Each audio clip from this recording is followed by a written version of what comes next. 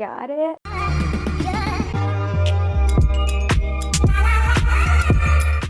Hey everyone, it's KiwiJelly, and today what I want to talk about is something that's really important to me and something that's really obvious as soon as you see me. What do you think that is? Yes, you're right, it's that I'm hilarious. But today we're going to talk about my hijab. So hijab is something that's talked about all the time. So I've heard so many things in my life about being a hijabi, and today I wanted to introduce you to a special person. This is my hijab. Hi everyone. Nice to meet you. Yeah, I'm also hijab. Sorry, you weren't meant to meet her. That's my hijab's alter ego. Don't call me an alter ego. I'm not an alter ego. My name's number 2. Yeah, she has an alter ego. I don't know why, but yeah. You're wrong. I don't have the accent and Kiwi doesn't have it either, so I don't know why you have it. It's weird. Yeah, that's really true. I just have it. Like I woke up one day and just got it, you know? Every hijabi has their hijab as an identity in and of itself. Not all of them will have alter egos. This is specific to me, and other people might have it, but you know, I let them tell their stories. If you don't believe me on that, then I would say speak to hijabis you know, and they will back it up. But don't call me a liar.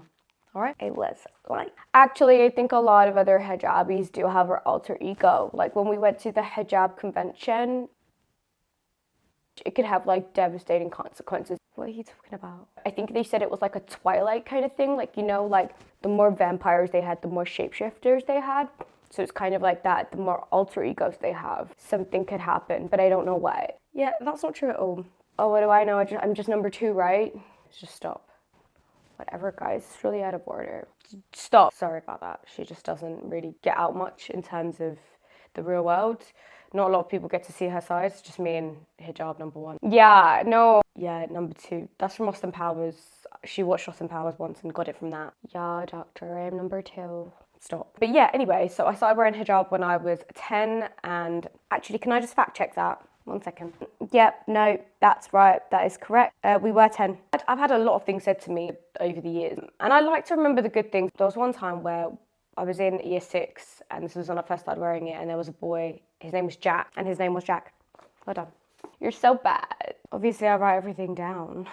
What do you think I am, an amateur hijab? You're so funny, oh my God. And he turned around to me and said, oh, I find it really interesting that you wear that, because obviously your hair is beautiful and your hair is probably really beautiful, and you're wearing it so that you get to choose who sees it and who doesn't, and I think that's really cool. I was quite stunned at how someone could give such a kind of intuitive and considerate answer for a 10-year-old. I didn't really expect that. So that was a really nice thing to hear, and I do think about that a lot. We so rarely get these nice comments that when we do get them, we do remember them.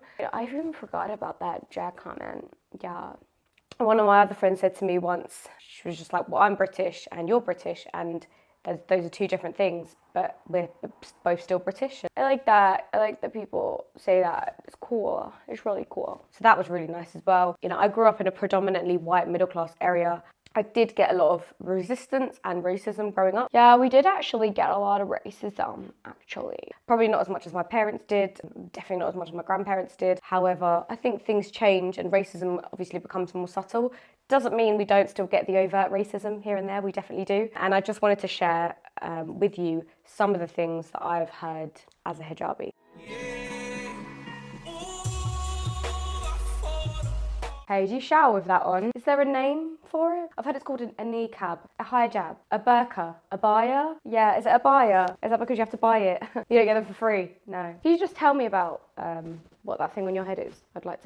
I'd just like to know. Why would you choose to do that? You just take me through your choices, and I like to learn about different cultures, so I demand you to explain everything that you've been through while you've been wearing it. How did you get racism? Oh, that's terrible. That's just terrible, isn't it? I didn't even know racism still happened. Yeah, one of my friends wears those. He wears it on his head. It's a bit different. Is that not the same?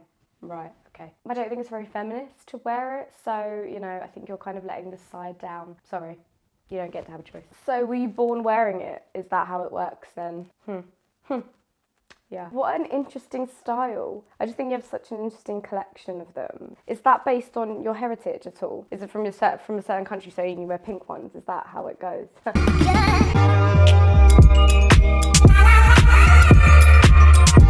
So the style I want to go through first is this one. I call this one the Myriad of Dreams. Trademark pending, and this is basically my go-to every day. Some people say that it's messy. I don't really care. I just feel like it fits me, it covers what it needs to cover, and doesn't make me look Terrible. Totally cute. I just basically just tie it round. I'm not gonna put it on now because it will ruin the illusion. The Myriad of Dreams, trademark pending. Yep, so this one is the second one. This is called The Quiet Display of Emotion. Quite big in the 90s. Right, it was actually big in the 90s. All right, it was big in the 90s. Yeah, shut up. But this is kind of inaccurate because it used to be a triangle. It used to be a triangle, so you'd have like a square piece of cloth and you would fold it into a triangle and then you would just do it here. And then what I actually did was I evolved this style myself. I used to get a little fancy brooch and used to just pin it up. This was my going out, having fun, being me, you know. That. It used to be either a big flower or a very sparkly brooch here. I don't have a very big flower or a very sparkly brooch anymore. To give you a little hint, it looked like this. An accurate depiction. This is my wedding bouquet. I would call this one the louder display of emotion, you know, just to differentiate the two styles because I don't want you guys to get mixed up.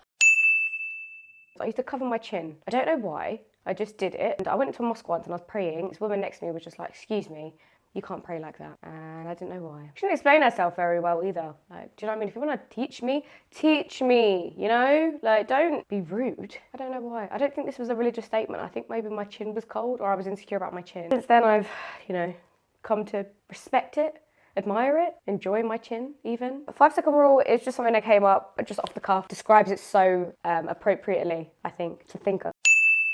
This one's called The Winds of Change. Oh my God, you're not bringing up that style. Just calm down, all right? They won't tell anyone. It was a learning process journey. This used to be party hijab for most of my teens. I was doing this campaign thing and I had my hijab like this and my cheeks weren't as cute as they are now. In fact, they were cuter. Just wait for the story. And I was wearing hoop earrings, obviously.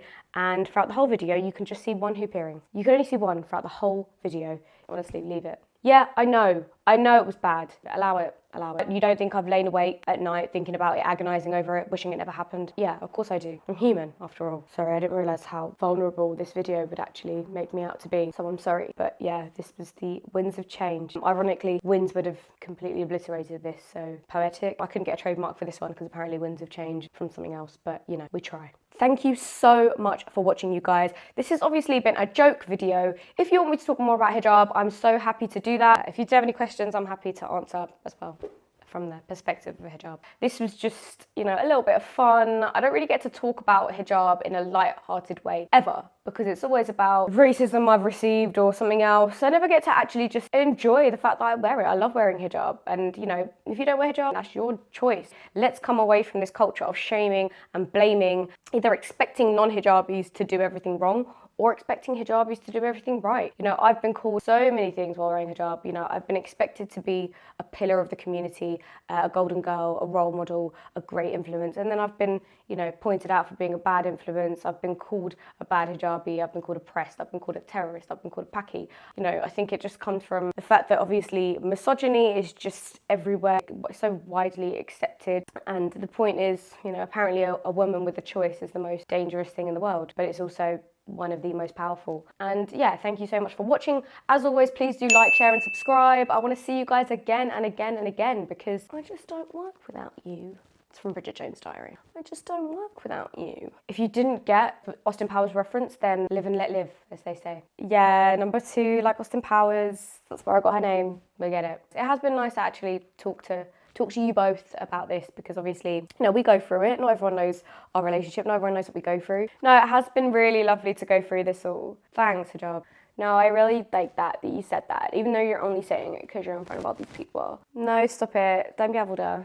Yeah, you're right. Thank you. Yeah, thank you so much for watching. Like, share and subscribe as always. Oh, hijabi, hijabi. I get knocked down. No hijab. You're giving hijabs a bad name. Bye everyone. See you soon. Thank you so much for watching. Thank you. It's really lovely meeting you all. Alter ego's gone to bed.